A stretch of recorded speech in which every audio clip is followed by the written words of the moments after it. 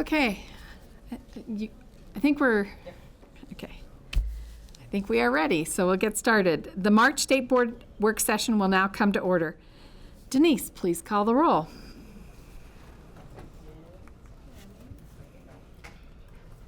Rachel Wise. Here. Lily Larson. Present. Glenn Flint. Here. John Witzel. Here. Molly O'Halloran. Present. Patricia Tim. Yes. Maureen Nichols. Yes. Patrick McPherson. Here. And Commissioner Bloomstead. Present. All present. Thank you.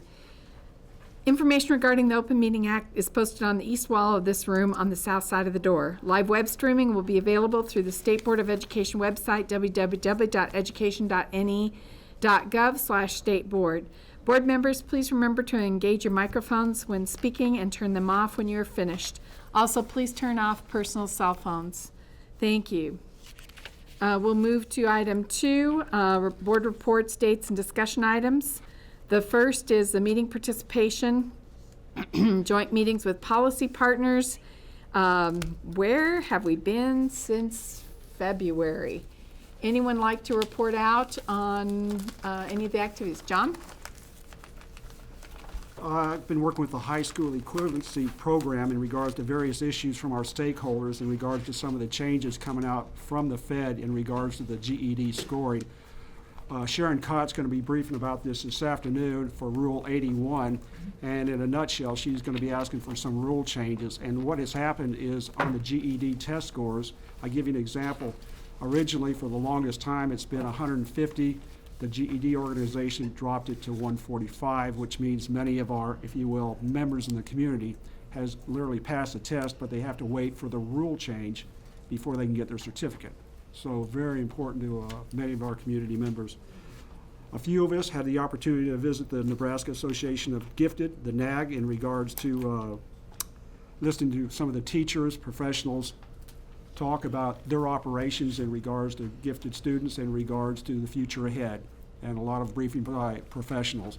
It seems like the theme for this year's conference was reading and comprehension lifestyle for our gifted members. And lastly, the month of March is the National Read Month for the nation. I had the opportunity, I was invited to read it to elementary school a few books yesterday at various locations, and I was honored to read to them. I don't know who had more fun, the students or I. Thank you.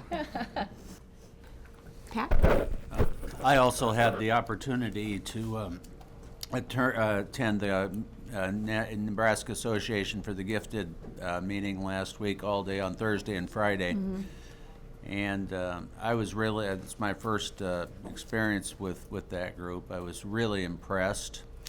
I thought it was interesting that a lot of the things that they discussed about the gifted, I think, also apply to, everyday student learning, and I really enjoyed that. I enjoyed the discussion about dealing with the issues of maybe advancing gifted by grades or challenging them in a different environment within that same class or classroom. And it was also interesting just the variety of the items they had, I thought. I attended a session on drones, for instance, and plinkers. If you don't know what that is, I didn't know what it was beforehand either, but I mean, these are things that are, it's just fascinating to see what our teachers are teaching, and it's not just for the gifted area. So I was really impressed with that. And then yesterday I had the opportunity to watch the commissioner in action at a Creighton University luncheon on school choice, and they had some very interesting speakers, including the commissioner. But and I was really impressed with the gentleman from Massachusetts. They have made tremendous advances there in the last 15 or 20 years. I think they did that partly because of a devotion to a strategic plan. But what really struck me was he was talking about the fact that that they actually are testing their students on an international test, which I'm a little ignorant of the test, I'm afraid. But their students, compared with the 4 leading nations on that test internationally, all Asian, they're number 5. Their students in that state are ranked number 5 behind 4 international leaders. So I thought there may be something for us to learn from Massachusetts. So I was really impressed with that. So thank you. Lily, and then Molly.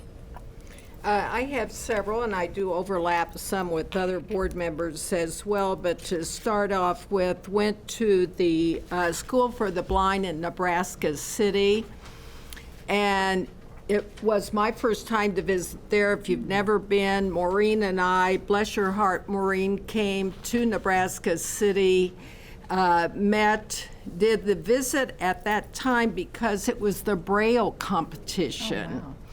And just phenomenal schooling that is provided there to students who, in many instances, are not just blind, but they have other disabilities as well, or challenges, I'd prefer to call them. And yet, at the same time, the children rise to a competition level that is really serious. It is for national competition. And the last report I had, maybe Maureen has something more recent, one of the students qualified for the nationals in Los Angeles. So what this tells me, this is one top-rate program when you have students who reach that level of performance. A second a gathering that I attended was the World Language Conference colloquium held here in Lincoln. Interestingly enough, the world language teachers have not had a conference, this first one since 2008. And what they're looking at, of course, is the issue of having people qualified to teach the foreign languages. And of course, you see more of the Asian languages being offered in the state. It's not statewide, but there are selected languages across the state. Something that I thought, I just wanted to bring one little piece back to you, and Corey Appler, by the way, was there with me. They said an issue in the schools is students who take the Rosetta Stone courses, and that they would like to count that for credit. The world language instructors that we have statewide consider the Rosetta, and be careful about how I word this, that they do not consider that that meets the requirement for the language credit in the schools, because that's more at an elementary general conversation asking for directions and that sort of thing. But that is an issue for them because you can see there aren't the language teachers statewide, so students are trying every way they can to get that instruction and taking the Rosetta Stone classes. I've never taken one, but I think that they're probably pretty darn effective. Moving on, the commissioner was asked to present to graduating seniors at the university. His schedule did not permit, and I could. So I had the pleasure of meeting with the graduating seniors in professional teacher education, and an impressive group. They have done their student teaching. They're so excited. They're ready to go. The problem was I was the last speaker for the day, so trying to keep them engaged. Thank you, Commissioner. Yeah. I was given a half an hour, and I stayed right on mark, half an hour. As was reported out by John and Patrick, I also attend the Nebraska Gifted program. This year, the numbers for that are up, additional 50 over past years, which is a good sign. And one thing that was included in the packet, which you all got as well who attended, that was a listing of the courses that a student can take online and get college credit. Remember, that was an issue for us, that if they take classes, they'd like to be sure that that transfers from, and so it was listed. There aren't that many, and they're primarily histories, computer science, some English classes and math classes that are accepted, and they're primarily accepted at UNO, which I thought was interesting too. I'm almost done. I also was invited to attend the interviews with candidates for the chancellorship at the University of Nebraska. Did attend 2 of those. The coordinating commission representatives were there as well. And in both cases, the candidate from K-State and the candidate from the University of Iowa both made references to the importance of students being prepared to go to college. And the candidate woman from K-State said the standards from the state are what impacts the students and their preparation. So I thought we're right on track with the work that we're doing. So at any rate, that ends my attendance. So. Molly? I was fortunate to go to the Skid Informed, the NESA and ASB conference with administrators and local education members. And Brian Halstead's not in the room, but he opened it up, and his topic was the death of No Child Left Behind. What's next? So I want to compliment Brian. He was part of a panel, and Diane Stumer was there. Don't see her in the room either, but they did a good job, and Jolene Palmer. So. It was an enjoyable conference, and we talked also, besides ESSA, we did a lot of breakout sessions, and the closer was Dean Folkers. He made a presentation, and he talked about AQuest. And I do want to let you know that there is some rumbling in local school districts about our EBAs. And I think there was one district representing there wondering if they were fair. So.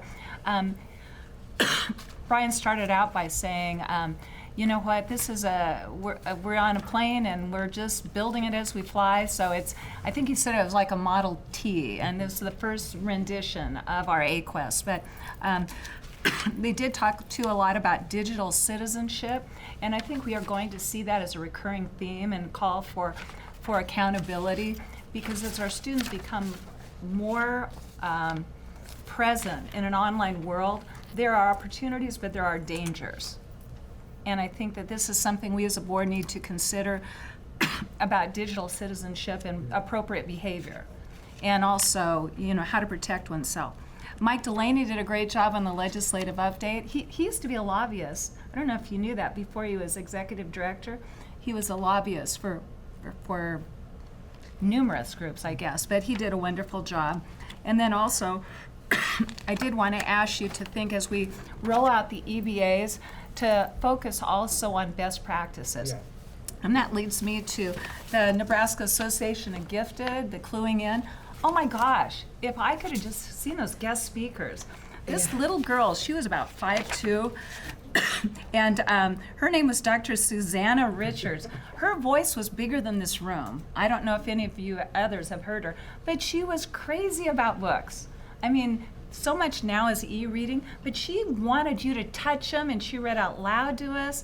And I could just see how wonderful it is still to have a real book, and she was amazing. Yeah. The closing speaker that was awesome was a man, his name was Jamie Castellano, and he talked a lot about diversity and giftedness. Yeah. And you know, we have the twice exceptional people that have learning disabilities that are gifted, but we have some unidentified students of diversity. And he said, you're missing opportunities to develop human resources if we don't include those diverse populations in our identification. And then there was a request. Nebraska is mandated to identify gifted students, but we're not mandated to support gifted students. yes. So I would just request that, Commissioner, as things roll out, I hope we do something in regard to EBAs, giving school districts credit for having gifted programs, providing support. So even if we don't mandate, maybe we can encourage districts to not just identify, but to support these gifted kids. And then also, there was a group from Omaha West Side that did presentations on best practices, and I hope they're sharing on AQuest, because they said any gifted program across the state can use their resources. I mean, it was amazing. And I did give Don Lynn their card information. So, thank you.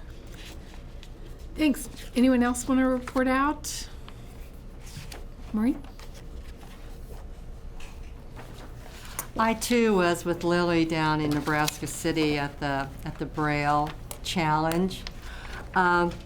Sally Gittinger, who is the executive director of the school there, gave great accolades to the Department of Ed for the support that we give. She couldn't say enough wonderful things.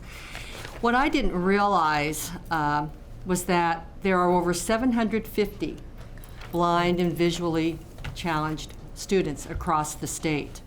And most of them are in our public schools. And they have most of their resources, or most of their in-service, all comes from the Nebraska School of the Blind there in Nebraska City. Two of the students participating there, Lily and I got to meet the father and the grandmother that were there. And the father himself is blind, and both of his children are visually challenged. And they both received medal awards. It was so exciting to turn around and look at Dad and Grandma with the smiles on their faces. And the camaraderie of these parents that have seen each other over the years is something that is such needed for support for them to get through. And we just don't realize the challenges that these parents face. And what I especially loved was these two young high school students. I don't know what grade they were in, but they had fallen in like with each other in the past. And they get to only see each other at the conference here because they're visually challenged. And their parents are all standing there with the two of them, and the girl starts crying when they're saying goodbye, and I started crying. It was, we don't think about the path that others walk that we have not experienced.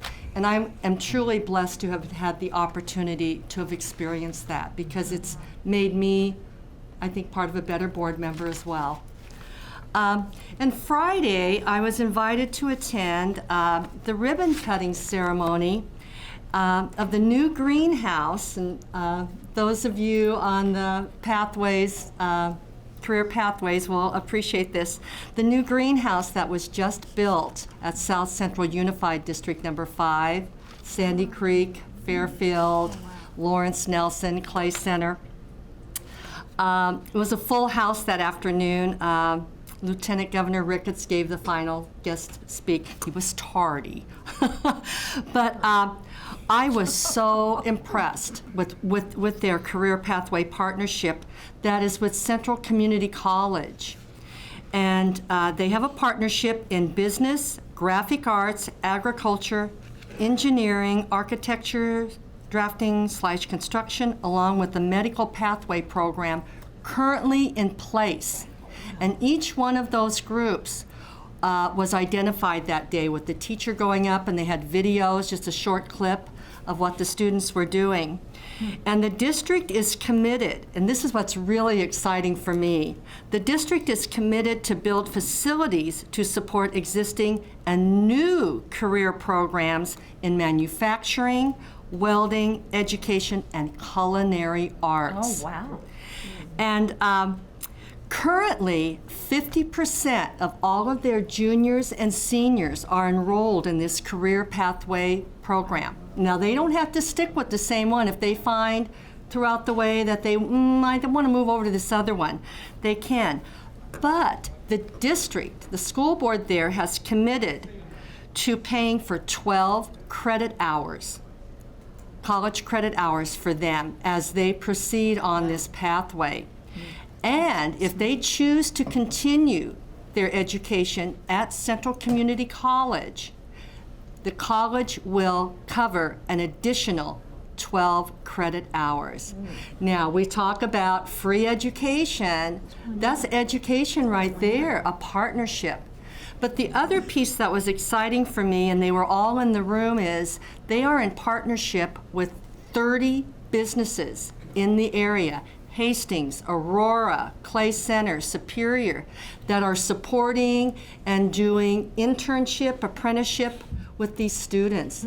It was just so exciting, and to talk to Dr. Gilson afterwards, I mean, the school board president smiling from ear to ear over the commitment that this district has made.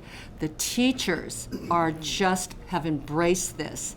And I mean, we are really on the right path in Nebraska, and Commissioner, I would encourage us and all of us to talk to our local chapters, local districts, to say, you know, start moving in this direction if you haven't already considered it. It was a great afternoon. Thank you. Anyone else want to report out? If not, we'll move on to the next, which is upcoming requests for meeting attendance. You have the list so far. I'm just going to highlight a couple of things coming up. NERCSA is the spring conference, March 17th and 18th in Kearney. If you haven't signed up, if you're interested in attending, NASB is coming up in first in a standards alignment kickoff meeting, but I think Donlin's going to report on that a little bit later. The NASB legislative conference is coming up. Most of us got the invitation to the FFA convention April 7th and 8th, and that does coincide with a board meeting, so there really isn't any expense for anyone that chooses to come. So if you've not signed up but you want to go, again, yes, it's here in Lincoln. Pretty sure it was here in Lincoln. Yeah, I'm trying to visualize so Yes, it's at the Cornhusker. Yeah, you can pretty much align it to attend some of the pieces with the board meeting. I think the morning piece and the Friday afternoon. The Friday afternoon piece. They have I a think legislative breakfast in the morning from like 7:30 to 8:30, and then at 2 o'clock is their awards time, which typically most of us are done by that time. Could you resend that to us, because Yeah, that came out from, if you can send, that came out from FFA, a letter to our homes, I was believe. thinking, that's so, during our meeting, so I couldn't. but we can resend that out to everybody. Thanks. And then just kind of schedule around that. Since we're talking about career education, we may as well, talk about FFA. The upcoming conference for AQuest 2016 AQuest conference is April 18th and 19th in Kearney. And then, Lily's already signed up for next year for NASB, NASA, State Annual Conference, November 16th and 18th, 2016. We will be talking more about that as we go forward also, and we will be doing some sort of a presentation. So take a look at your list. If there's some other things that you haven't signed up for, please do so between now and tomorrow, and then we'll take action on that tomorrow.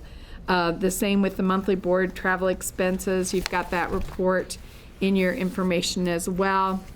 And so take a look at that if there's any questions or comments with that information. And with that, we'll turn it over to the Commissioner for his overview, agenda. Now we'll start agenda overview. And any comments. Yeah, thanks. First of all, just kind of my normal reminder of the consent agenda items. So if you see something that you would have any questions on, we can organize staff to answer those questions. Or if you see anything that you want to pull off of that agenda, you can fill out that pink form and get it to Margaret. And this time she won't be sick on the Friday, we hope, anyway, so she'll be here. But so just that process as a reminder. Kind of a regular report on rules. The next one that comes up, I think John kind of mentioned it already. We have Rule 81, if I can get it to open, which is adjusting to the GED, the new kind of proficient, the new levels of passing GED that got changed at a national level. We actually have that within our rule, so we have to adopt those changes, so move that forward. So we have that scheduled for the end of the month, I think on March 29th. And we'll go through that pretty routine basis, but it still has to go through our rules process before all that becomes official. We can issue GED diplomas.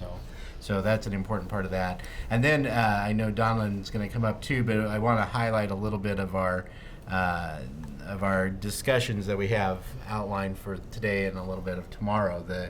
The importance of some of the conversations that we have around assessment and around our strategic planning processes and around all of the other activities that are taking place.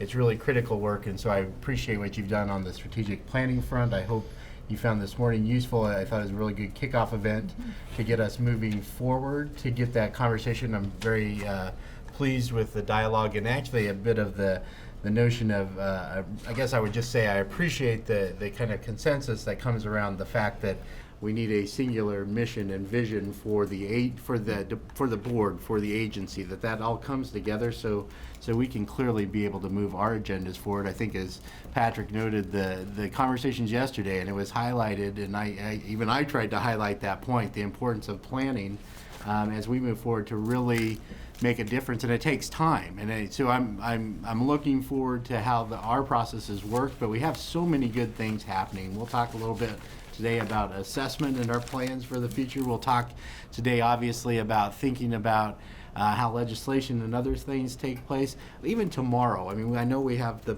textbook loan provisions to consider, but it's really about the future of where we're trying to move the system to make sure that we truly are serving our students and serving them effectively in the long run. And so I with the conversations around strategic planning, the fact of the matter is everything we do has this level of connection, and it's important that we understand how those things connect, that they're not separate issues, that they, in a sense, that they're actually part of our work as a whole. And really, I think we take that and you do that actually very, very well. So I want to highlight that. I think it's important we tie those elements of that work together throughout our agendas. Sometimes it doesn't always come together like we want, and on occasion I find myself scrambling, and you know that too. But there's a lot of important work that's taking place at the board level. With that, I'd ask Donlan to come up if she had any more to share on the strategic planning front and other fronts that she's helping us all keep straight. I appreciate Donlan and her efforts. And Commissioner, while she's taking a seat, yeah. if I could just, if you will, emphasize again the importance of Rule 81 in regards to what's going to be happening at the end of this month in regards to the hearing. As I said before, we have very many of our citizens who have literally now passed the GED. They've earned their certificate, and now we're going through a maze of processes to try to get them to it, rightfully so. So I guess our first step is the hearing at the end of this month. Is that correct? Yeah, absolutely important that we move that process forward. And we have all the regulations on how we pass rules and how we actually do that. And so we, as soon as we advertise that, it takes 30-day waiting process to be able to advertise the hearing. Then we'll bring that back to you. We'll bring it back in April. I mean, so you'll be able to vote Rule 81 forward, assuming that's your druthers, I guess, on that front.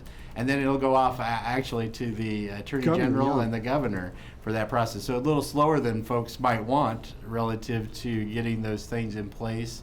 But at least in the current form necessary for us to be able to do that. But it's important that we get that done, and frankly, as quickly as we possibly can. So thank you. Mm-hmm. Okay, thank you. A couple of things I wanted to mention. First, I wanted to echo the commissioners' thank you for this morning, and also for participating in the interviews and the surveys for our strategic planning process. I think we're off to a great start, and thought we had great conversation this morning, so thank you very much for giving of your time. The other thing is, last fall, we wrote for a grant to NASB on aligning our standards to all of our policies, college and career ready standards. And so we're a part of a stipend network to do that. We did receive a $35,000 grant, $17,000 for the next 2 years. And with that, we will be having an internal leadership committee, which our board representation on that has been Lily, but we'll be transitioning that to Glenn as well, because he's our standards lead on the tenant committees. And we are going to be having a kickoff meeting with our representative from NASB on March 22nd to kind of lay the groundwork for how we want to operationalize the grant. I think the really great thing is I think we're going to be able to overlay the things that happen with that grant with our strategic planning. And so I think when we're all finished, it's perfect timing for those two things to be happening at the same time. One of the pieces of being involved in that NASB network of states is we have been invited to send, the grant will actually pay for up to 4 people to attend the leadership, the NASB legislative policy meeting in April.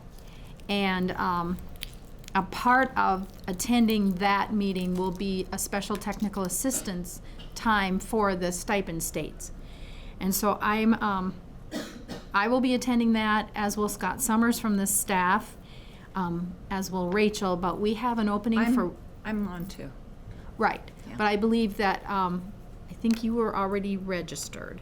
So we would have an opportunity for one more board member to attend, to be paid for out of the grant and not Nebraska funds. So just making that available, and I think Rachel wanted to say. No, I was just going to say, there may be a conflict for you, Molly, and the schedule for GAC, because you're there. Well, I believe this is 1 to 5 on the second day, right? It's on Tuesday at the same time Yeah. as the Hill meetings. Usually the Hill visits. Yeah. And you have to, we have to attend it in order to have it come from the grant. So, I mean, that's where we need to, and I would, I made an assumption that you would be a part of the Hill Yeah. visits. Wonder Not if I everyone should may go. be, so. But if so all of you are going to be balancing- there, yeah. Somehow balancing the two, I think, will be important. I Patrick? was just going to ask what the date was. It's April 3rd through the 5th. And a piece of that is also when the commissioner is at his CCSSO meeting, so I think first evening is a joint networking with the chiefs and the state board members, so that's a part of it. And where's it at? It's in Washington Called DC. the liaison.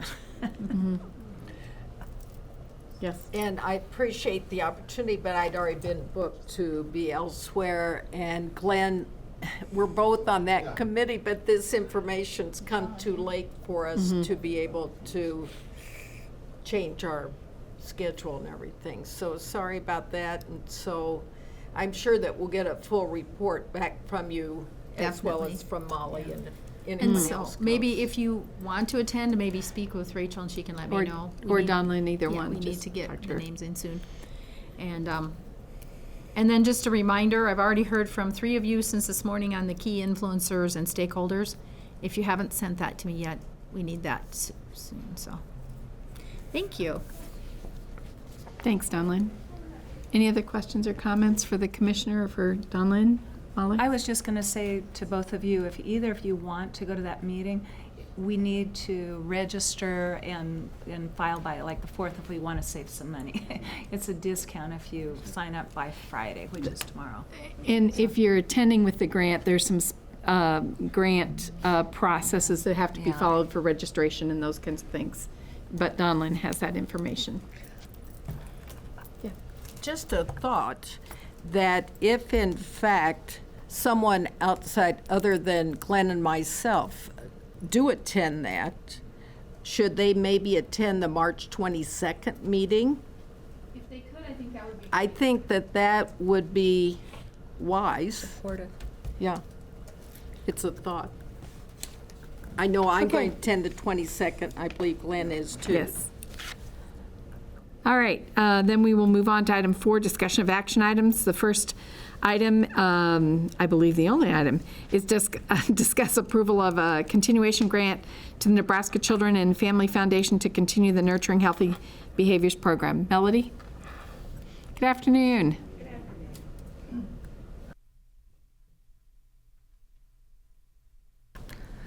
For the record, I'm Melody Hobson. I'm the administrator of the Office of Early Childhood. And I am here to answer any questions. And if you have any questions about the Nurturing Behaviors Grant, I know with the support materials, the evaluation that we got shortly after the last board meeting was attached. And also, if anytime between now and tomorrow you want to come by my office, I have the original grant application and then the materials for, that we had prepared for, we gotten from them for the continuation. Lily? Madam President, I'm going to avoid any discussion or vote in regard to this to avoid the appearance of impropriety. Thank you. Well, I think we're discussing this because of my comments last month. Are we not? Wasn't this on the consent agenda last month? And, I appreciate getting the information. I think we all have a fiduciary responsibility to ourselves and our state to know what we're doing when we approve these sort of things. And I was a little bit taken back last month because it just basically said give the commissioner the authority to approve a $400,000 grant. The information you provided me makes a lot more sense. It tells me that we're spending $470 apiece on each of these kids we're serving, if I read this information correctly, which isn't too bad. I'm just hopeful that when we do these things in the future, especially when we get these large numbers, I think it's important to know what we're doing. I didn't know anything about this grant to begin with. It's a pass-through, obviously. The legislature gives us the money, we give it to somebody else.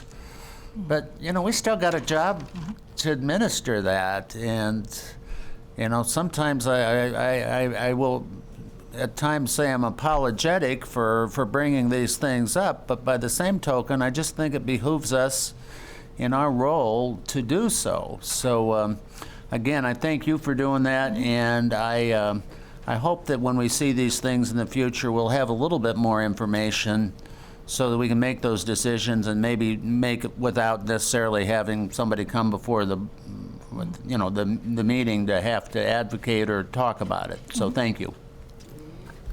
I just want to add one point, because it's actually spurred a really good conversation for us at the department, too, about the materials that we try to make sure that are in there. Somewhat, I would say, taking for granted that folks understand all these things. And the reality is there's a lot of moving parts that you have to keep up with. So we're going to kind of try to continue to address those things by including different types of information and making sure that they're visible in front of you, too. So thanks.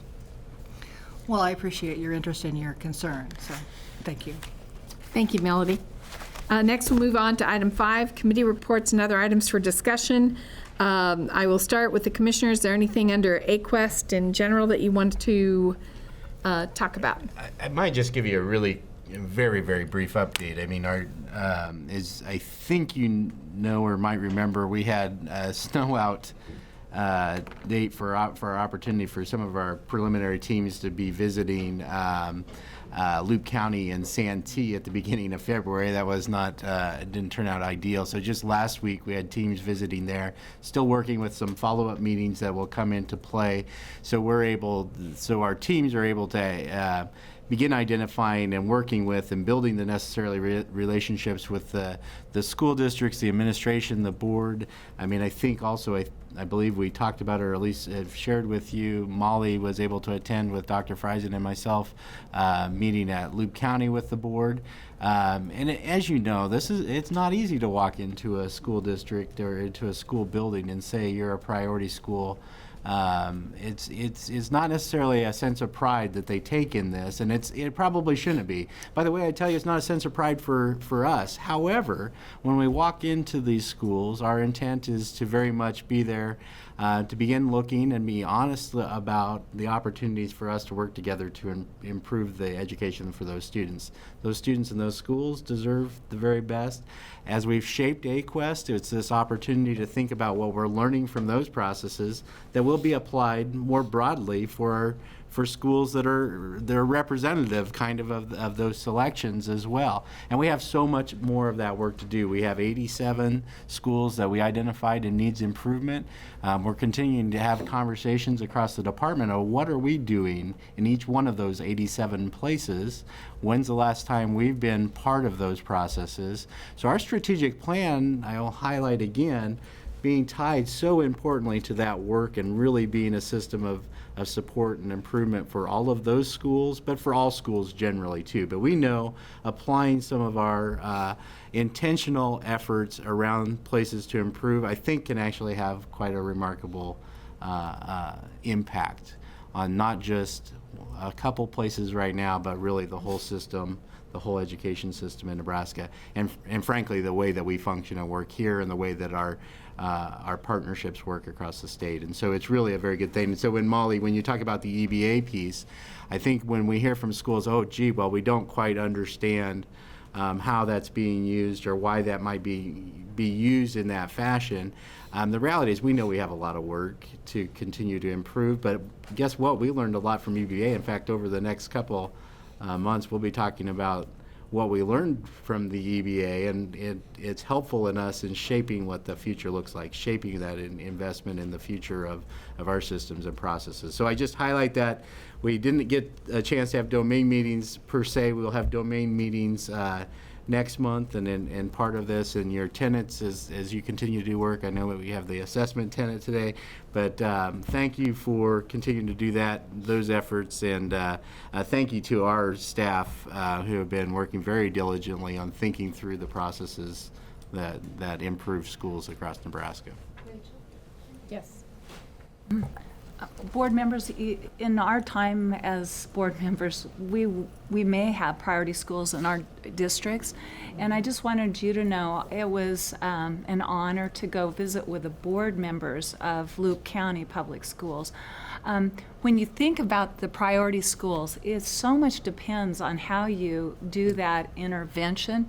It's kind of like if you have multiple children, how do you treat the one child maybe that needs support? And I think that Deb Friesen and Dr. Bloomstead really approached it from we're here to provide support. We're not here to tell you the way it is. So I do want to remark that I think you did that with humility, but also we can't ignore problems either. And our sparsely populated school districts that are losing student populations do have issues of equity and access. So I did want to comment. It takes bravery to do that, but it was the right thing to do. All right, thank you, Commissioner. Thanks, Molly. We did not have the domain meeting, so I'm going to make an assumption, Maureen, unless there's something that you need to report out as a whole. If not, we'll move to the assessment. No, I was just going to say, if you wanted to defer to Lily to talk about the assessment. Okay, and I think I'm going to talk about the assessment piece as a part of this process. And I'll have Valerie and Jeremy, are you both going to come up? Thank you. The assessment tenant did meet yesterday afternoon, and there's several things that we want to share with you today. The first thing, we just wanted to set the stage a little bit. We will be talking about where are we at now and where are we moving over the next few months. And Valerie and Jeremy and the team have really done a tremendous job in thinking through what are some of our next steps and what are the things that we need to do. And we're going to spend most of our time talking about that today. But there's kind of two steps in this process, really three steps in this process that we need to think about. One step is the here and now. What are we doing right now? The second step is what are we doing as we look into next year and think about what does this mean for next year? And then a part of that is where are we going in the future? And I think that Valerie and Jeremy will be mapping out where we're going over the next few months. It will help us shape decisions for 2016, 17, and beyond. But for 2015-16, we are continuing this year with the remainder of the testing. NDE has met with Data Recognition Corporation, had information on the causes and the issues and the response from DRC, and feel at this time, and I think this is a piece that's important for us to recognize, that to disrupt the rest of this year is probably not in the best interest at this time with our schools, with our students.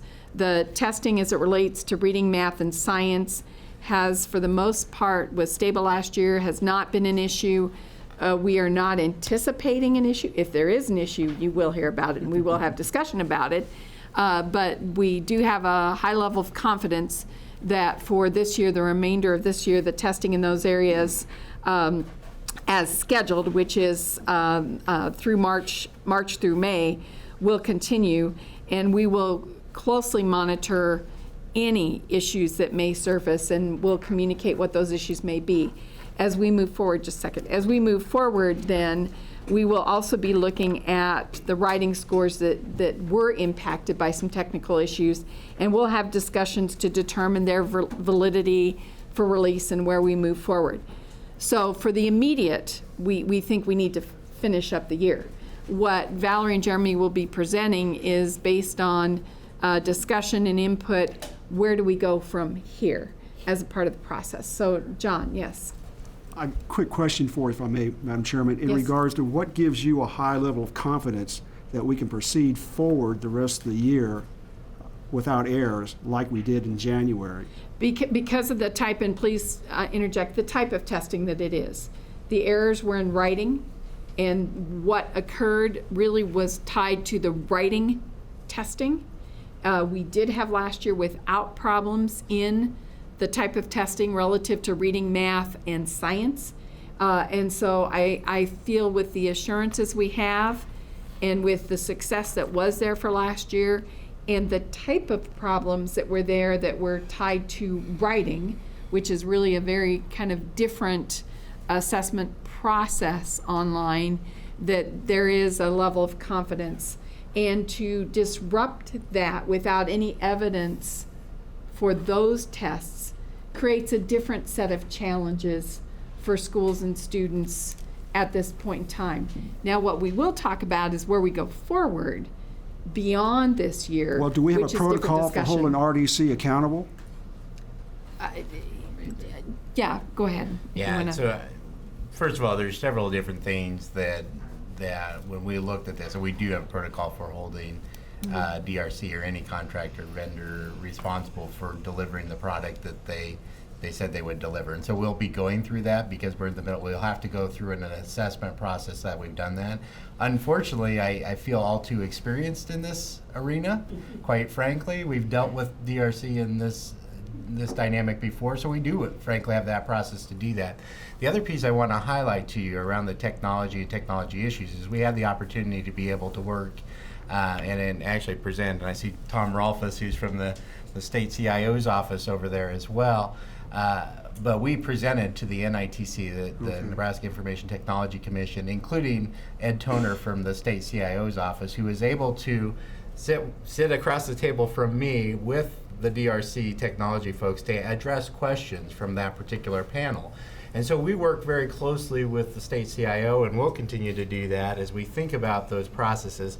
There are things we can improve on. I mean, I'm not gonna say that every one of those doesn't happen, but when we sat down and went through detail by detail what happened in this particular case, those are circumstances that we felt that there were assurances given not just to us but to third party from the NITC technical panel as well.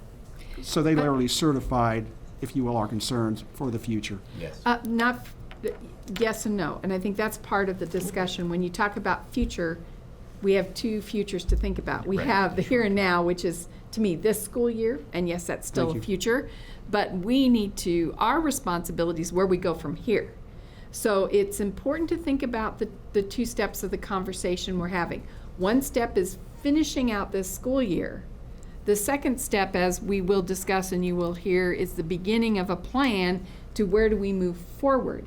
And that moving forward certainly will involve decisions and processes that we will be very involved in that may involve looking at different assessment processes, strategies, vendors, and all the elements that come into play in that process. So I think it's important to understand that what we're saying right now is we're talking about 2015-16, that we are confident in finishing 2015-16. And then we'll discuss where do we go from here in 2015-16, beyond 2015-16. Will this conversation lead to maybe an adjustment in our contract? It will lead to Maybe I'm potentially. getting the Potentially. Oh, cart before the no, horse. it will but- probably lead to, as we'll talk about it, a total new RFP. Okay. So those are the decision points we'll be making, those are the discussion points. And that's why when we talk about today and start to go through it, I think that the committee, and we're at a point that to finish this school year makes logical sense, given the response we've received from DRC, given what we know about the remainder test areas that are in place, given the timeline, that it makes sense to finish 2015-16. But it also makes sense for us, and that's our responsibility, to look at where we go from here. And that's what Valerie and Jeremy will be presenting on here shortly. So I just wanted to start out the conversation to say this is the only piece in time, this spring 2016 testing, that we are recommending to complete the year in those three areas, math, reading, and science, with our DRC contract. That's the only thing we're recommending at this point in time. We have other recommendations that we'll talk about here in just a few minutes. Very good. Glenn? I just want to make sure I understand where we are, because the writing test was testing some new elements, right? The new piloting new areas? No, that writing test was a writing test, and the engine was an engine that we've been using Okay, for so the past nothing 3 new years. there, we just had problems Yes. in existing stuff. So that, well, I mean, there wasn't anything different, was there? No. okay. There's nothing different at all. And is that also true then of the math and the science and the reading? In the math and the science and the reading, that's true. The English language arts has some new item types, and we're aware of that. But we don't have any history that those item types have had any issues. We don't have any history with those item types. But they are part of the spring administration. It's a field test.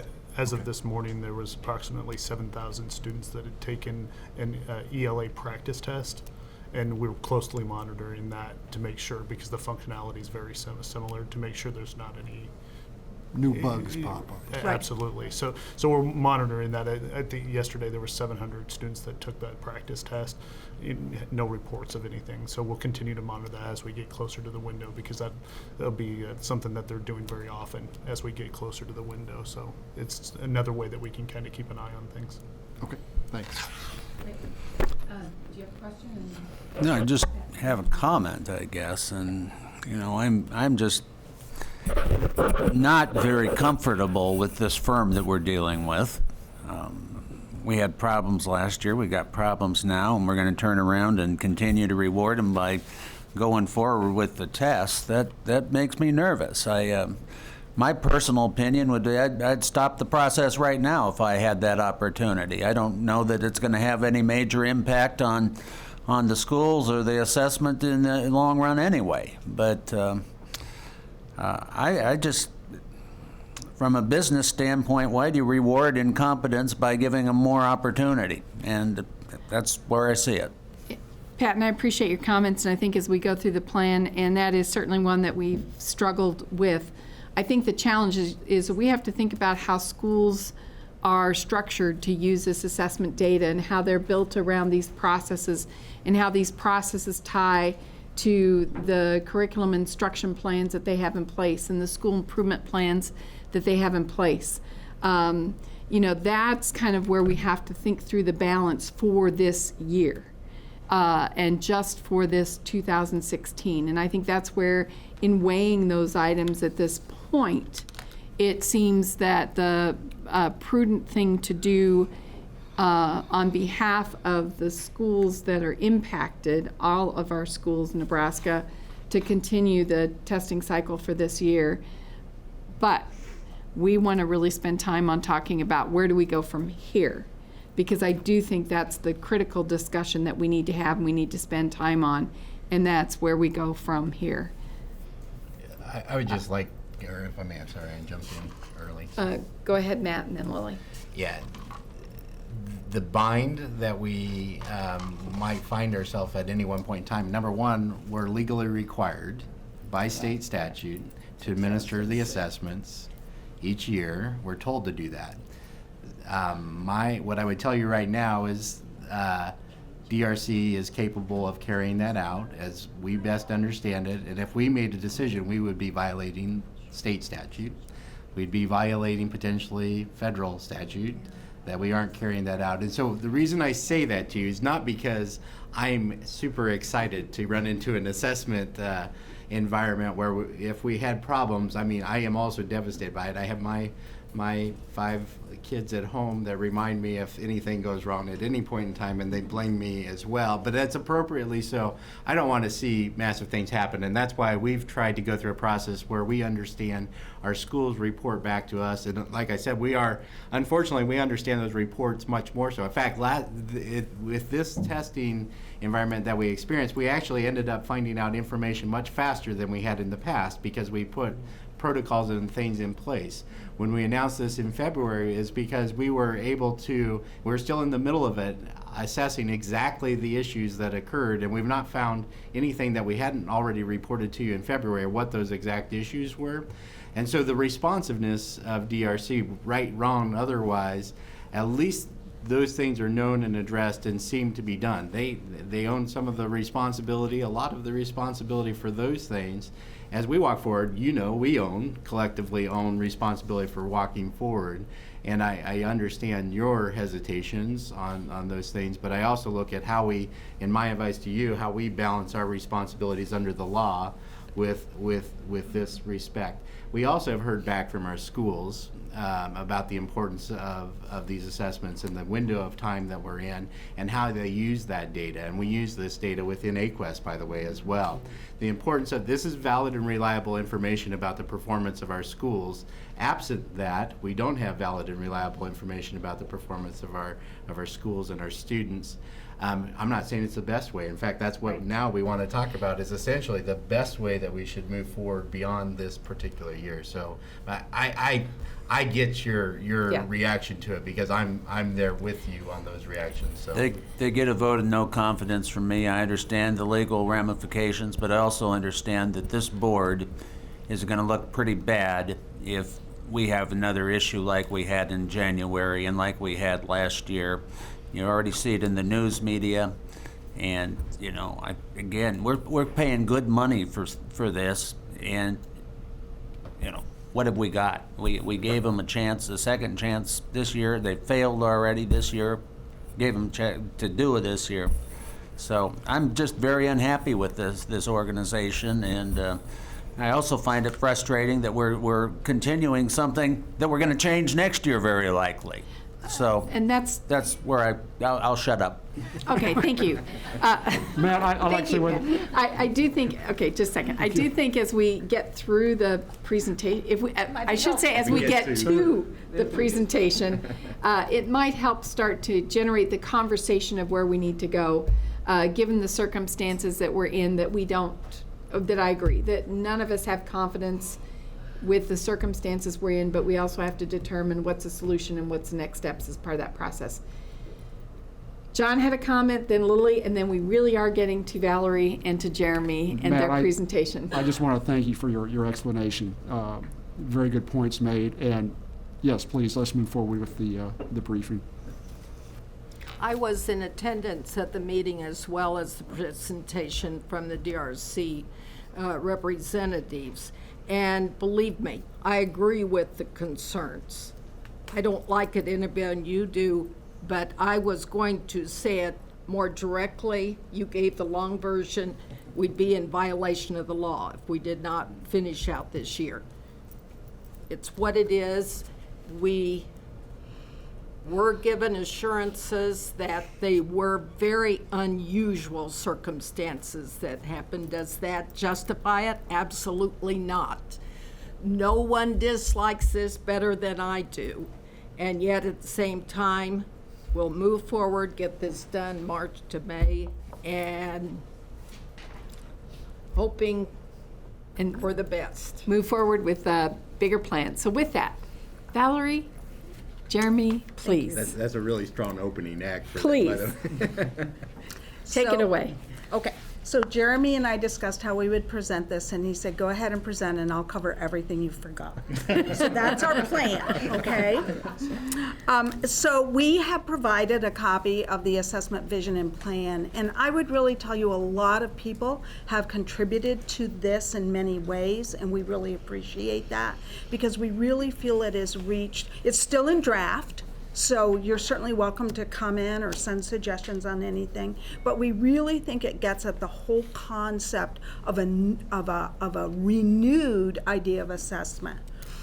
So just as an introduction, before I go to this document, I want to say that there was an extreme change in 2009-10 when the state legislature said that that statewide tests would be given in NISA reading, math, and science, and the State Department put those in. Well, it was earlier than that they passed the statute, but the assessment department had the reading test ready by 9-10, the math the next year, and the science the next year. It was a very different way of thinking from the former local assessment STARS system, and then we moved almost to a total opposite method of assessment. And I really think we have grown in this state to the recognition of how both ends of that assessment spectrum can really serve our students, and how we at NDE can be partners in that. So that background, for me, is very poignant. So if you look at the introduction and purpose, right in the first line, you're going to see balanced assessment. So here we sit here, we represent the people who are administering the NISA assessment across the state. And yet, Jeremy and I came out of schools, and I can tell you, truly believe in the value of the local assessment, formative assessment, and in the state assessment. When anyone calls our office, parents, whoever it may be, patrons, otherwise, and they say, but this about the NISA test, we're consistent in what we say. These tests are designed to be to measure accountability of schools and districts statewide. They're valid, they're strong, they're reliable, they're built by our Nebraska educators. But this reading test that you're calling me about right now, your child spent 2 hours on, and your child has the entire rest of that school year, which also includes a number of assessments. Is state assessment important? Absolutely, but only with the underlying pieces that we respect and really want to engender in the state. So when you look at the beginning of balanced assessment system, you couldn't come with two people that have more deeply experienced that and support that, despite the fact that we are the people who run the state test. In all of our workshops that we do, that's what we support, is not do this for the test, do this for learning of the state standards. And the states and the NISA tests will accept the obligation through our Nebraska educators to have those state tests assess those state standards fairly and reliably and validly, so that when you're doing a good job in the classroom, those are going to be reflected there. And that is truly our philosophy. So when you look at that very first line of balanced assessment, that truly speaks for us and what we believe and what we want to engage in even more fully than we have in the past. I think it's interesting. We have revolution, assessment, empower students, inspire learning. Totally, absolutely is the underpinning of our belief. I also think it's interesting that Rick Stiggins, who played such an enormous part in all that we've done and has long been recognized as an assessment expert in our state, is quoted here and is represented here, because he truly, again, if you look at the bookends of where we started and then we moved to state and we want to create that balance again, it's a perfect expert to have to present here. In addition, the State Board and all your work in the Department of Ed have been working on our vision of AQuest. And it helps to set a target to fully develop a system of accountability and support and improvement for the whole education system. Again, this so truly is part of our belief system in our department.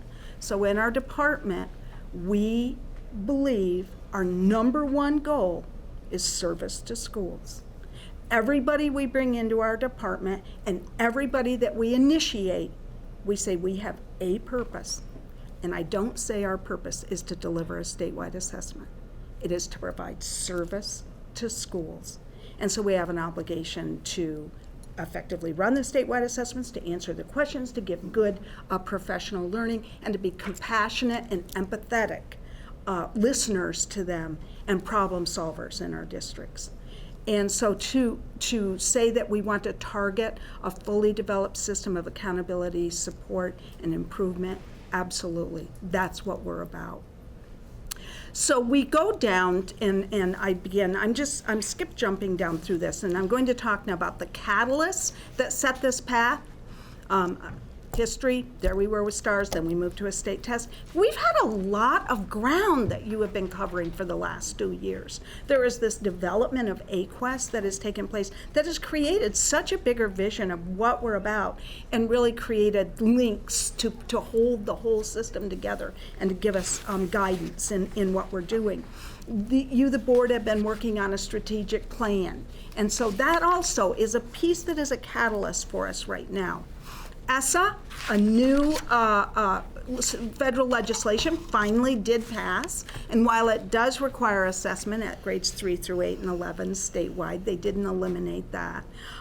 It certainly looks to be less regulatory and less intrusive, and acknowledgement that the local level and state level is really important to the statewide assessment system. There have been changes proposed in the Nebraska state statute. Many of you have worked with Matt, or some of you have worked with Matt and Brian on that. I think they really represent the vision of where you want to go. And then last of all, I'll point to the fact that we had technology issues. So in 2 years, we have an AQuest system, we have a strategic plan, we have ESSA, we have changes in state statute that we're proposing, and bam, right in the middle of it, we had a technology issue. So we should have had 2 more years on this contract, and instead we said, nope, we're gonna finish this year, stop, we're gonna take a look, because this is the opportunity to do that. So those were the catalysts. The others were there, but the technology issues really were like jumping into the deep end of the pool. It's like, nope, right now is when we begin to look at this. So it just was really a confluence of events. We talked a lot about what should be included in the vision, and I've included here the beginning bullets say, the very first one under the vision on page 2. It says that we want a balanced assessment system that takes into account the following provisions. Well, these are the provisions under the tenet of AQuest. These are the provisions that have been developed by you, by our Nebraska, our NDE staff, and with input such as policy forums. That's what's gone in to make this. And we really expand underneath those, the ideas of what we mean by those, what we want. We want individual student progress. We want an adaptive system. All students aren't necessarily right at grade level, and that isn't the only thing adaptive means, but that's one of the definitions of it. We want to be able to reach students wherever they are and improve their learning, help them move up, and measure that accurately. So we know, schools know what work they've done and what effect they've had. Promote effective instructional practices and strategies. We would never, ever, ever want our state testing to promote poor practices. We want our assessment system to promote effective practices. And I ran a workshop a couple years ago. We were putting together a statewide workshop to go across the state in NISA writing. I brought 12 educators of 4th grade together because those classroom teachers and I built this workshop, and we went out across the state with it. And I thought, and so we started that workshop, and I said, well, tell me about what strategies you use in your classroom to have your students do well on the NISA writing test. And these 12 educators sitting there said, well, that isn't really what we do. We teach writing, and then our kids actually do well on the NISA writing test. Isn't that what we're about? totally isn't that what we're about. So it so much reflects in our philosophies here of promoting effective instructional practices. Of course, we want our assessments to be valid and reliable measures. We want to be able to produce technology reports that do say, no, these assessments were not biased against students who are of a different socioeconomic status, or the different measures that we can do, different ethnicities. We can tell all that in our statewide assessments, and we definitely want to give fair and equal access through those assessments for every single student. And finally, I do want to say on these first bullets here that our quest, definitely of a quest, is to move to college and career ready standards, because that is how the standards are being revised. That's what our assessment system also. Nebraska students in Nebraska schools are fabulous. I would put them up against any state. I've lived here 30 years, and I couldn't be more proud and ingrained in the Nebraska education system. But we truly need to assure that our students, who are excellent students, by the way, and our teachers are preparing, and our students will be able to compete at any level in being college and career ready. So it's definitely part of our goals here. Finally, I've got 2 bullets I put on the end, and I just want to talk about them. The amount of time spent on assessments has been discussed a great deal. I'm sure you know the president indicated no more than 1% of instructional time should be spent on state assessments. But we also acknowledge that giving state assessments, preparing for state assessments, et cetera, do impact instructional time and student learning. So it's easy to say, well, it takes this long to give the NISA test, and that impacts the instructional time, right? Because that's just taken out of that instructional time. But what we want are those other pieces to be really valuable. So if they're doing preparation for NISA, it shouldn't be what we call test prep. It should be learning our Nebraska state standards in order to be informed and educated on those, to have that learning, so that in the end those are reflected in the assessment. So we have all of those pieces. But we recognize time is important when we consider these. And finally, we do want quality delivery of assessments. We do not want students sitting in classrooms whose computers have disconnected with the test and cannot get in. We want, I would say that I would promote, despite everything, online testing. We'll see how that goes. But the truth of the matter is our students like to take the tests online. So of NISA writing, despite everything, last year around 98% of our 8th and 11th graders took the test online, and only 80% of them would have been required to take the test online, because approximately 20% of them don't have to take it online because of an IEP, a 504 plan, or a combination because they're an English language learner. Our reading, math, and science averages between 92 and 96, depending on the grade in the year. And again, approximately 20% of those kids are eligible to not take it online. We encourage teachers, talk to your students. Guess what? Students want to take NISA assessments online. So that's part of our vision too. But that's meshed with the quality delivery of assessments. So then there are some pretty nuts and bolts. What are the next steps that we are going to take? And they're on page 3. And we are developing a survey to go out. We conducted one several years ago, but we are doing a new one. It will be much more focused around this vision. And so we will proceed with that. We will make sure it reaches many educators across the state. We know that we were a little concerned that administrators didn't pass that on, so we'll find a different venue by which to do that out to the teachers, so we're right at the classroom level. We realize there are a lot of groups that can give us input here. The Internal Assessment Tenant Committee, all of you, Nebraska State School Districts, CSU Policy Partners. We want everybody at the table. Students and parents, and the curriculum and instruction team that had finished the math standards a year ago, and were very poignantly, they pointed out that they had wished they had had more parents and opportunity for students to give input, and they added that, and I thought, wow, that's a really good point. We are going to be working with Brian Gong from the Center for Assessment and Chad Buckendahl. They are both on our TAC. Brian Gong, Dr. Gong, is the chair of that, and they are fabulous national experts who can really guide us, not only in technicalities of assessment, but they really do truly have deep grand vision, both of them. And so that could be very helpful to us, plus some nuts and bolts about just the whole national scene.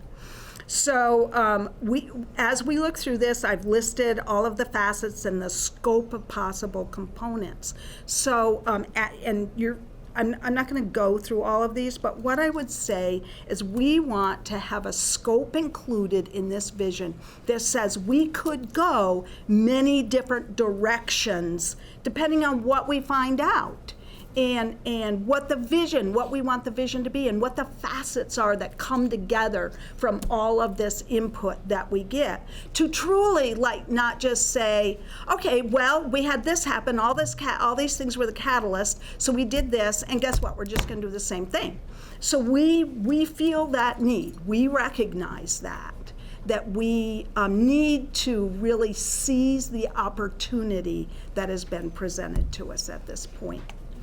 So we plan to release a request for proposal, and we'll move forward with that. And I've included just a really brief preliminary timeline at the end. It isn't, we're just putting all these pieces in place. So right now, I have like 3 different groups working on the survey because we want to get that out and move forward with it. What did I leave out, Jeremy? Didn't forget a You were thing. checking them off? Okay, know. good. We would be happy, either of us, to answer any questions. Okay, and I will transition to questions in just a second. And Valerie and Jeremy, I want to commend both of you because this has been such a short time frame to turn around and start to create the framework for a vision and a direction. And I think that's the piece that's really important to recognize, is that we, as opposed to just saying, let's just put out a new RFP for a different vendor to do what we already have been doing, it's the opportunity to relook at what we are doing and what we should be doing in a different context. And I appreciate what you've been able to put together in this short period of time that will start to move us forward. It will be a responsibility of all of us to be engaged in this process, think through this process, and really look at where are we moving. And one of the bullets that Valerie put together was the state and national testing bullet, because we may find that what we do is different than what we've been doing with NISA.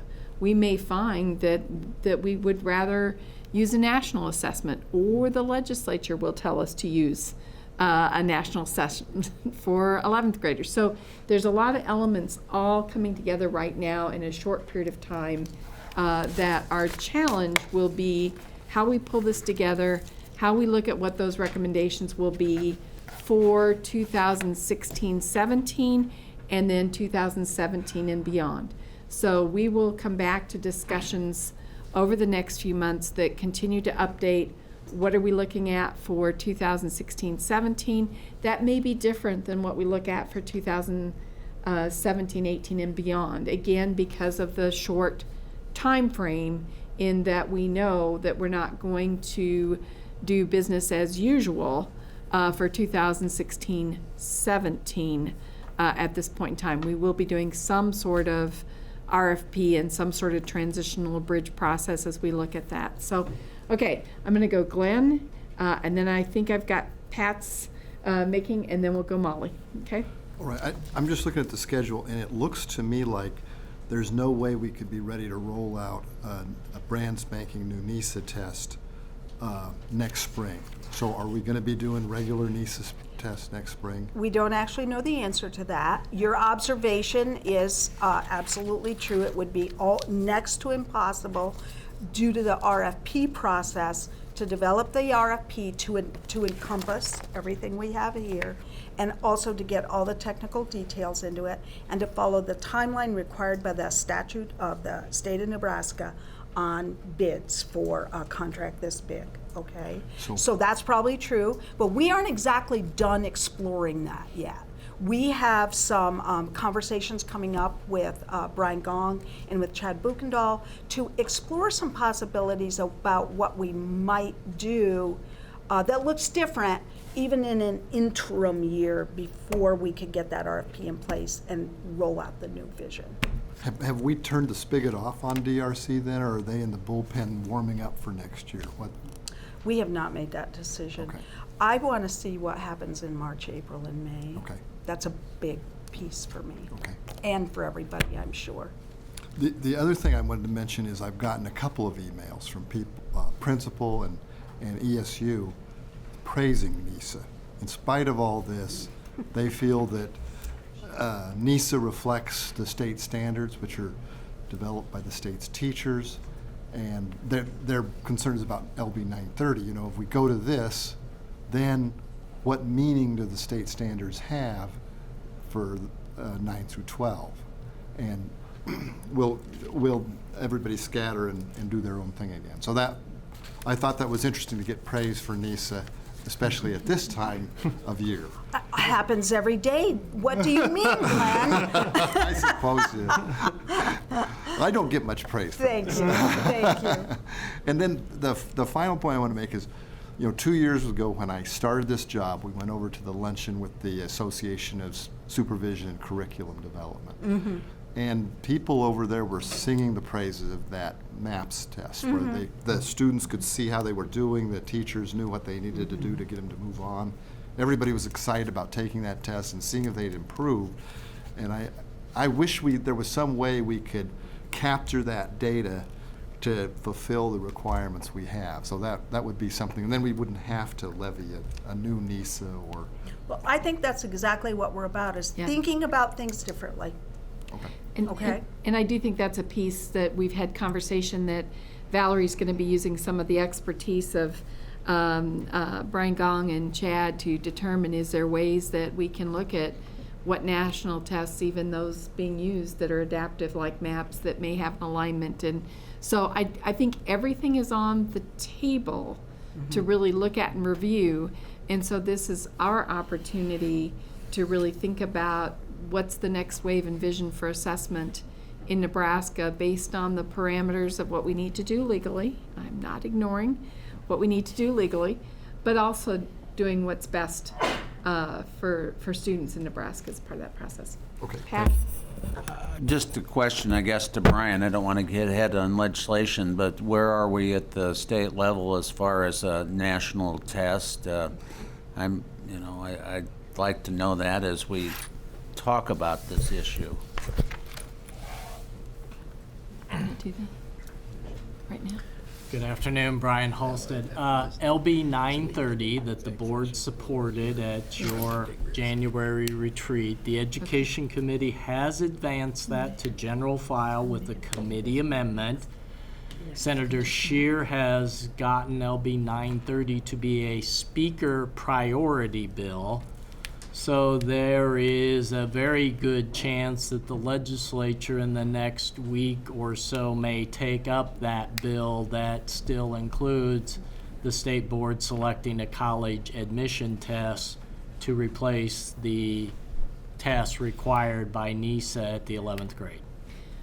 And I think I'm going to interject right at this point in time. I think the timing is good because we're crossing over into also some other legislative committee discussions and some pieces that I believe we're going to have action to go into executive session to talk about a couple of these pieces that intersect. So with that, Lily, do you have a? I know we'll come back to that. So I don't want to go into executive session yet because I guess that. they'll be here, so we can hold your question until we come back. Okay? So okay. We'll stay. They're We'll be going to back. be back. Don't worry, They're we're going to not be going here. anywhere. They're going to be here. Sure.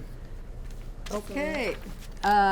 Madam President, I move that the State Board go into executive session to receive advice from legal counsel on a pending rulemaking petition filed under the Administrative Procedures Act and on the legal consequences of a particular action.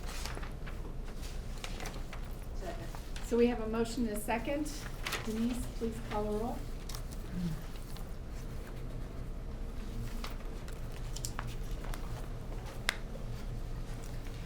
Maureen Nichols, Yes. Patrick McPherson, No. Patricia Tim, Yes. Molly O'Halloran, Yes. John Witzel, Yes. Glenn Flint, Yes. Lily Larson, Yes. Rachel Wise. Yes. 7 yes, 1 no. The State Board will now go into executive session to receive advice from legal counsel on a pending rulemaking petition filed under the Administrative Procedure Act and on the legal consequences of particular action.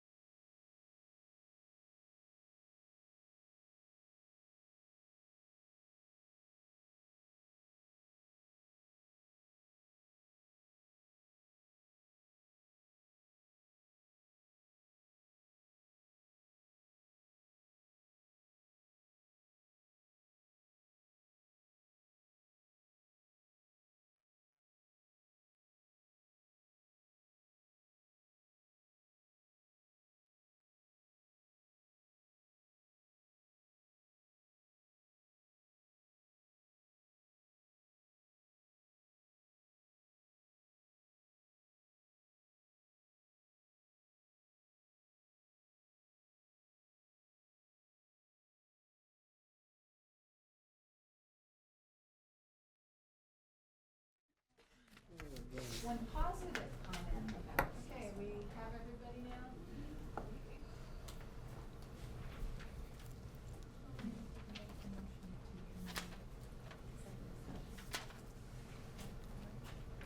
Madam President? All right. I move that the State Board of Education resume the general meeting coming from the executive session. So we have a motion and a second. Denise, please call the roll. Rachel Wise. Yes. Lily Larson. Yes. Glenn Flint. Yes. John Witzel. Yes. Molly O'Halloran. Yes. Patricia Tim. Yes. Maureen Nichols. Yes. Patrick McPherson. Yes. 8 yes. All right, now we're going to go back to the discussion that we were having around the assessment vision and plan, and we're going to Molly because she was next in line to make some comments and questions. So Molly. Actually, I was going to take us to a place that Pat Tim likes to go, the higher ground. I was just going to say I don't have her longevity on the board, but I have been on the accountability committee when we first started. And for you new board members that are now really delving into this assessment AQuest, I have to tell you, we've come a long way. It used to be, STARS was, everybody did his own thing. More than 245 districts back then. Then we went to the state assessment model, and really, Valerie, under your leadership, we've come a long way with NISA, and I love the way it is in alignment with state standards. Now, here is my point. I think AQuest, Matt, has brought us to a place where assessment is not just ranking and sorting on a summative assessment. We have all heard that adaptive MAPS assessments that are being used in many places help deal with student achievement in the classroom as it happens. AQuest incorporates the best of both worlds. We're including locally run adaptive choice tests. We're doing national assessment, international assessment if they want. The PISA test is that international one I think you're mentioning. But back to my question. Right now in 930 in the second paragraph at legislative committee, we were talking about in this bill there's a little inclusion you might not all know. The writing test would be eliminated after the 2016-17 school year, but the reading test beginning in 2017-18 would include a component of writing as determined by the state board.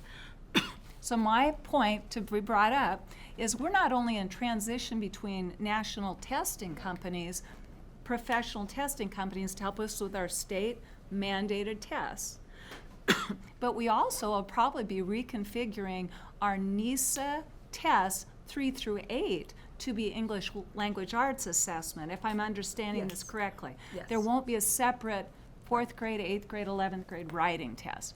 Correct. And my reflection is the writing test is where we've gotten in trouble with DRC. So that is going away. I do believe that as it'll be incorporated, but I'm sure it'll be done in a valid, reliable manner. And then one other comment is I remember when we started going online testing, at the same time people said, we can't trust online testing. What if the servers crash? What if we don't have capacity? What if there are glitches? Which happened. And someone else said, when we had No Child Left Behind, there were people doing paper and pencil tests that were doing erasures. There were teachers changing answers. So you know, it's not a perfect world either way. But I do believe the online testing has been embraced in Nebraska. I have confidence that as we proceed this year and next year in transition, the following year, that it'll just keep getting better. So am I right, though, about the writing component? It was this, if this 930 passes, is that your plan? That's correct, yes. It'll be included in what will be the NISA English Language Arts ELA. exam. Now, however, though, I do want to say, like, that just sounds like that's right the road we're going down. Again, there are a lot of doors we could go through on this. That traditional way of thinking about it isn't necessarily encompassing of all the ways And we we'll could still go. need to test the 1% with a NISA state test, even if we accept No matter ACT what or we do, SAT. we do have 'cause to do they're the adaptive. adaptive tests will Yeah. still be. And then that also goes back to, good luck. Thank you. Thank you very much. Just one yes. comment. Brian. 930's amendment has all that in it. The legislature hasn't taken it up or even talked about it, so it's not, it's just on general file. And the writing test actually came about in the year 2000, which was last century. So you do have an opportunity with your vision to get us a little bit more into the 21st century. That doesn't mean writing isn't important, it truly is, but It's integrated into. it's a different focus as to how we do it as opposed to just continuing what we've always done and everything else, so. It doesn't mean we have a century-old test. Just wanted to clarify. It happened last century. And I do think that that's where our process that you have mapped out of starting to really look at where we are and where we need to go from a big picture is an important step. And we need to almost be appreciative of the catalysts that occur that brought us to this point in time. And so Valerie will be coming back, Valerie and Jeremy will be coming back and providing updates and modifications. You notice this is a draft.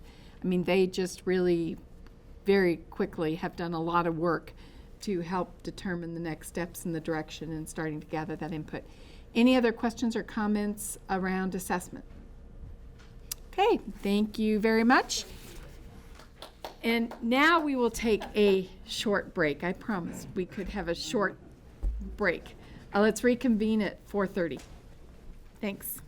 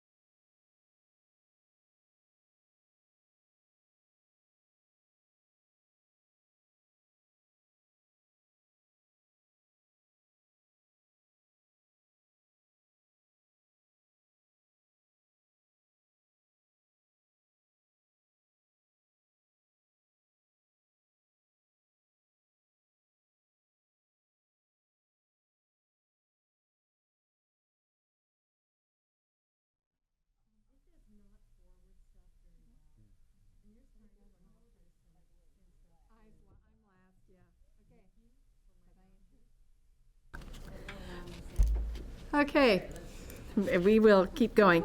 The next item we have, and I don't know, since we didn't have meetings, Molly, is there anything to report on student success and access at this time?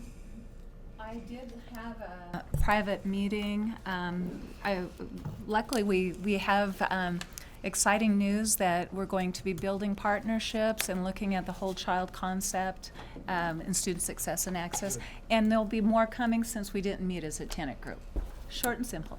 Okay, thank you. Glenn, data and continuous improvement, was there anything to report this month? I don't think we've met recently, so nothing to report. Okay. Strategic planning, well, we were there this morning. And so we'll keep you posted as we continue to move forward. Lily? Schedule-wise, it would be important, I know from my schedule, since there was the suggestion of June meetings, that I think sometimes board members, including me, when it is in June is a factor, so. I think the intent is to schedule any pieces around our board meeting like we Oh, did this good. month. So I don't Good. think there's any plan for any additional dates. But we will have a committee meeting next month. The Strategic Planning Committee will meet next month to really work through some of those things as That- well. Good to know. Okay. Policy Committee, Pat. Yes, we did a 4-year review of State Board Policy B8, which is policy development, and there is going to be a non-substantive change, and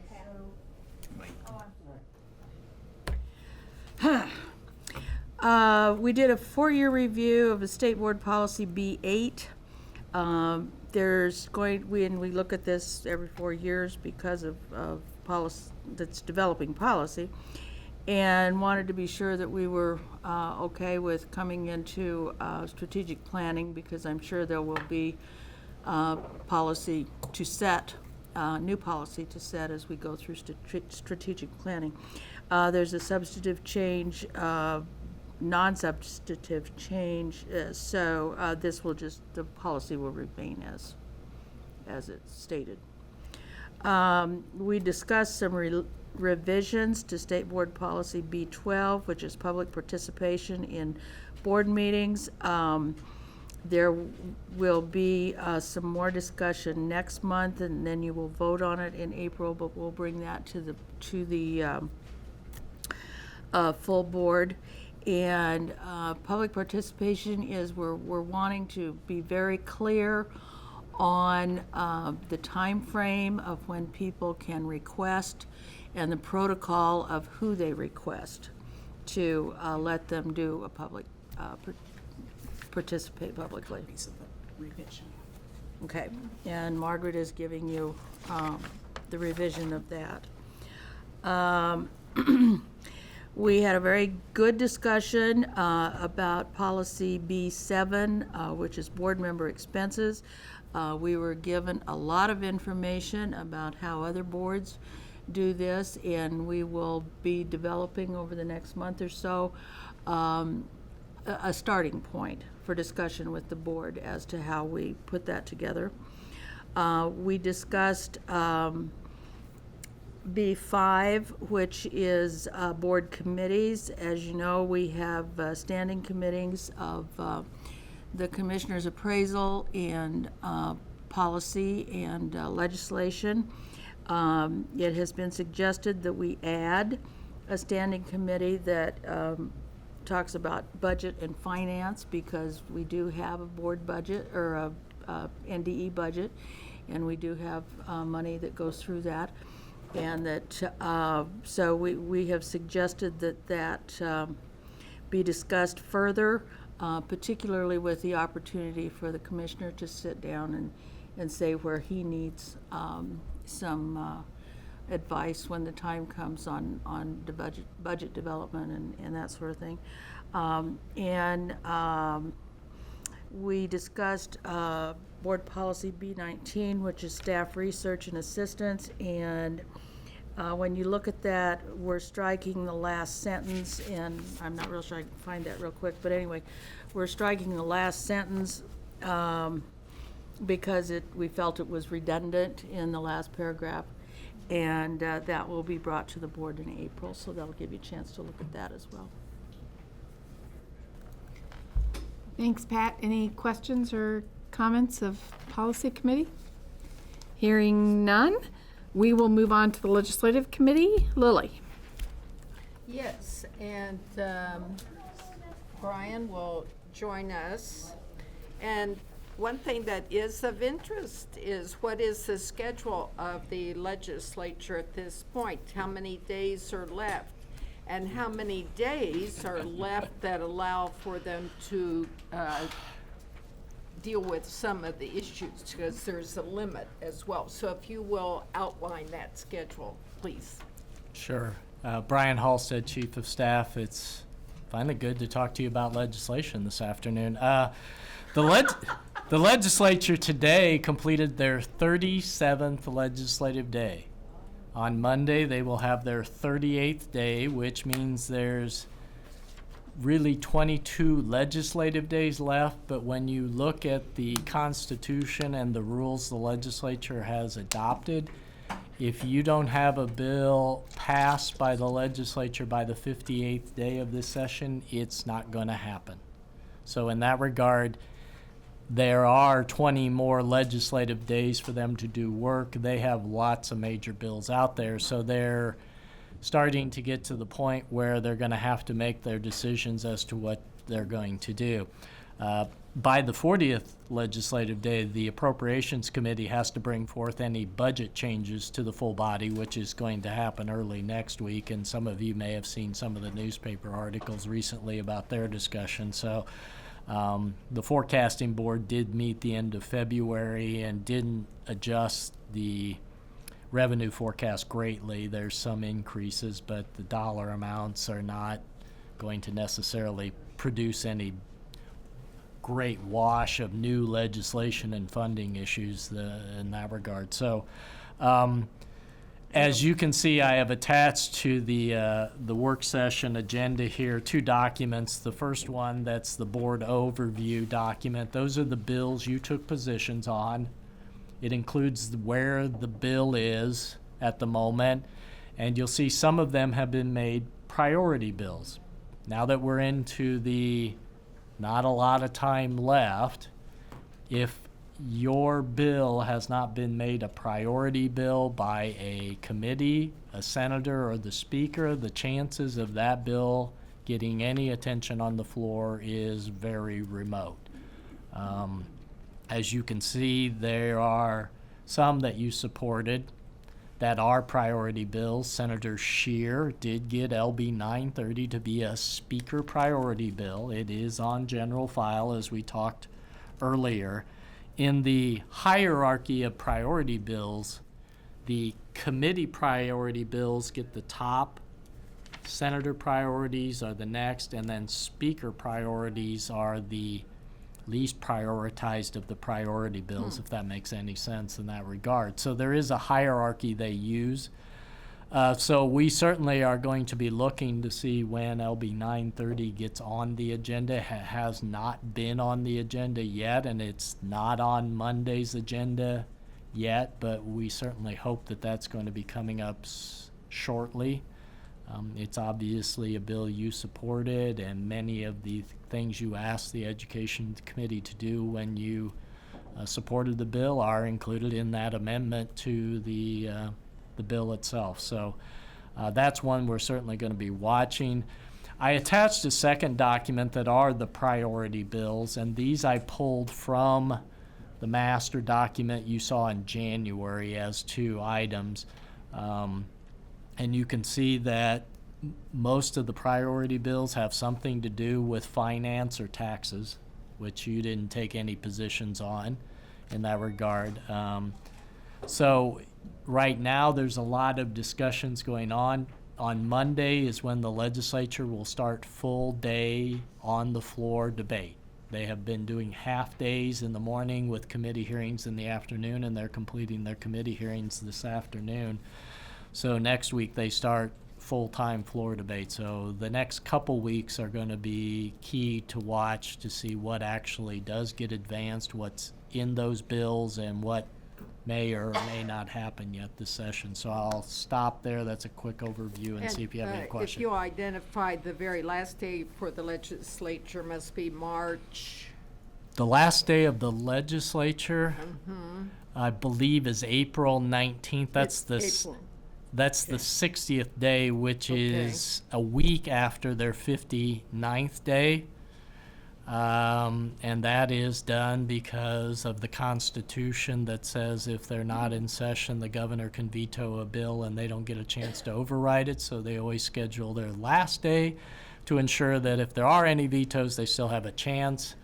Many years, the governor and the legislature have come to an agreement that if the governor's going to veto a bill, he'll get it back to them quickly instead of waiting the full 5 days if that's the issue. And that's been a very good relationship they've had. We'll see as to whether they actually have to have their 60th legislative day this session or not. So. Are there any questions from board members regarding the bills that have become identified as priority bills? Pat? Is there anybody on the legislative committee that is concerned about something not being brought forth that you really wanted brought forth? I don't believe so, Okay. but I could ask the committee. Glenn, John, No, we voiced Molly. our concerns.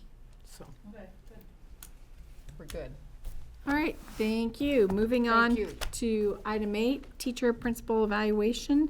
The study committee report. Molly, is there anything that you have to report? Ta-ta-da! It seems like we've been doing this forever, but I did want to say to you, just bring up some primary points. First of all, do you all know we have 300,000 students approximately in Nebraska, 20,000 teachers, and we started working on this whole framework back in 2010. And I remember when we started, we were saying, are we doing this just for No Child Left Behind? Because at that time, they were starting to hook teacher principal evaluations to your scores on state tests. So we thought, well, we better make sure we have a model in our plans in case we're mandated by the feds to have a teacher evaluation model. So I guess we did it the Nebraska way. We were motivated because it might be law, but we turned it to a positive.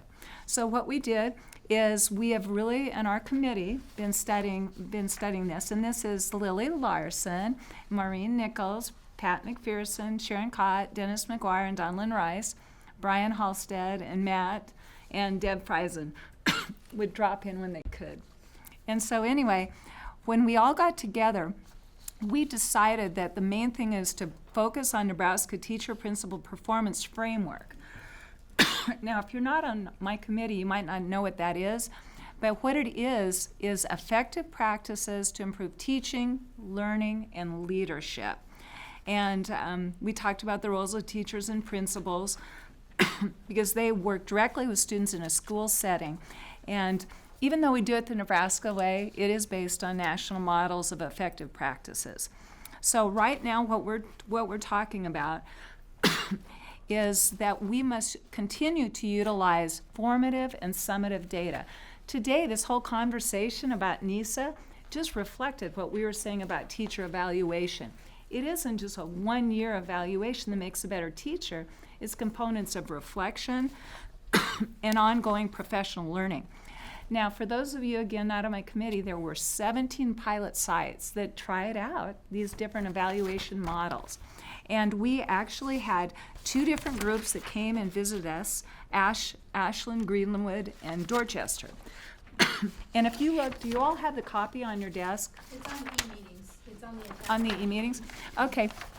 You can see the teacher model and the principal model, and it's more than just the effective practices rating. It's about the student achievement rating for the teacher. And in Nebraska, a lot of them are talking about student learning objectives, and they go right in alignment with those personalized learning plans, competency-based education, Glenn, things like that. And then if you're going to evaluate a teacher, we want to make sure there was professional development incorporated as well. And then we're in Nebraska, so local factors are also included. In the principal model, our effective practices rating you can look at, and then the impact of student learning and school performance and professional development for principals as well. So if you remember anything in a nutshell, these are the components: effective practices, student learning objectives to measure student progress, and then action plans by the district to monitor school progress, and then professional learning to promote growth. Now, if you look at the bottom, we have some recommendations. And I want to thank, Lily said, keep it short and sweet. Pat says it must make sense. And Maureen, of course, could have written this herself, being a professional master teacher. But first of all, we are recommending this. First of all, the State Board adopt the Teacher Principal Performance Framework as a minimum requirement for effective practices for teachers and principals. Even though the feds are not mandating this, we want you to know we do believe without a framework, we're not going to have consistency in effective teachers. The second one is, this is something you haven't heard before. We would like NDE to develop effective practice for all other certificated employees. So not just your teachers, your principals, but the other certificated employees as well. Hopefully you'll take that up on your strategic plan. We also recognize, and this is in accordance with our lawyer, effective practice and models developed through the pilot process are aligned with existing NDE rules. Number 4, we do believe a quality evaluation model should include the evaluation of the teacher principal, the measures of the student and school progress, and plans for ongoing professional learning. That professional learning will be part of AQuest, Matt. When you're on that tenet, we hope that you really incorporated learning as a basis for directly improving student learning. The 5th one is evaluation models and supporting information that are currently on a secret website, a double secret website, are going to be open source for all school districts by June 1. I want to repeat that. Open source. These are free to share. All these documents for all schools as of June 1st, 2016. Now, I do want to say the disclaimer, if you want to have a more specific model incorporated as well, then you'll have to pay that on your own dime. So if you're doing some extra components. 6, the State Board charges NDE to transition to support and resource system for continued review and revision of effective practices, evaluation models, and the materials that continue going. And in addition to number 6, I starred this. As manager, it's totally up to you, Matt, but we really hope that you do provide a key leader on NDE staff that can direct support and resources, because otherwise there won't be an integrity for a dynamic continuation of this. And I apologize, I've had laryngitis, so forgive me. Thank you so much. It was an honor to be the chair of this committee. And Donlyn Rice and Sharon, and Sharon's not in the room right now, and Dennis, thank you so much. And Jay Sears back there, thank you so much. He provided integrity from the beginning with the leadership groups. And Jay, we've always counted on your attendance and meetings and your contributions, so thank you. I think there's a question from Glenn. I just wondered, are these included in the AQuest evidence-based analysis? We are looking forward to all the teacher and leader models, and when they're effective practices, that districts will get EBA kicks for doing what is effective. Wouldn't that be great? Don't mandate, but reward. What's your answer to that? Well, and I see a couple things that link directly to that effective educator tenet, and the notion around support systems, number one, when you think about this as a support system for our schools. And then you're right, asking that question. We've included a question about whether or not schools follow the framework already in the EBA, so we might be able to enhance that and be able to document that in a different way with with this type of recommendation. Any other questions? Thank you, Molly. Let's move on to item 9, competency-based education. Glenn Flint. Well, this is going to be an exciting meeting tomorrow because the surveys have all come back, and we're going to be picking the participants in the pilot. John Witzel, Rachel, and Pat, I believe, is in that, right? Pat, too. Yes. Just because I didn't show up last. I see you there occasionally. And so we're looking forward to that. Also met with Russ Masco in strategic planning, and I guess he's collaborating across silos with the competency-based education people, so I'll be interested to see how that goes and what they've come up with. But exciting times. Great, thank you. Any questions of Glenn? I noticed that Rick Stiggins was quoted earlier today, and he's a big competency-based education man and moving forward when you complete mastery, so. All right, then we will move into adjournment, and the regularly scheduled meeting of the State Board of Education will reconvene at 9 a.m. tomorrow in this room. Thanks, everybody, for a great long day.